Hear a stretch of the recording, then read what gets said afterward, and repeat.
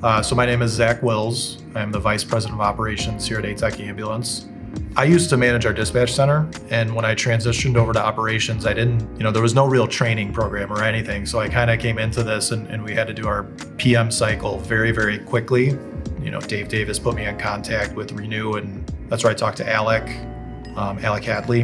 And he was amazing. The whole team's been amazing. The thing I really like about them is it's not a thing that we're doing or they're doing. It's kind of like a team thing. Like they'll always say, we're gonna come out and work on our project together. We're gonna get this done together. And then on the repair side of things, our devices go through a lot of wear and tear.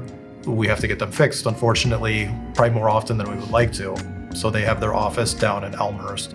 I can send operations managers down there, just drop stuff off, get it back the next day. Super easy to work with. So with the preventative maintenance cycles, Renew will send their teams here on site, and that's really important for us. We have to make sure our devices are serviced every year. We're required to do that.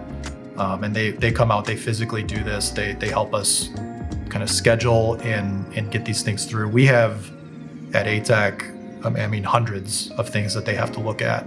These guys come out and they get it done quickly. We're usually done in about 2 days, and that's for 44 vehicles.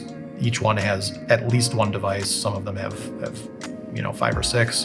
Before they had an office here, it was still pretty easy then. We would, just simply contact them with the issue. They would send us a label, box it up and ship it out. And we would get things back very quickly from them too, which you don't always see in this world. I should also mention communication is fantastic with them. Any issue is followed up on very quickly. Again, it's unfortunately kind of the norm that there's emails that don't get answered and people don't follow up on stuff. I have never had that issue with Renew ever. I can't say enough good things about them.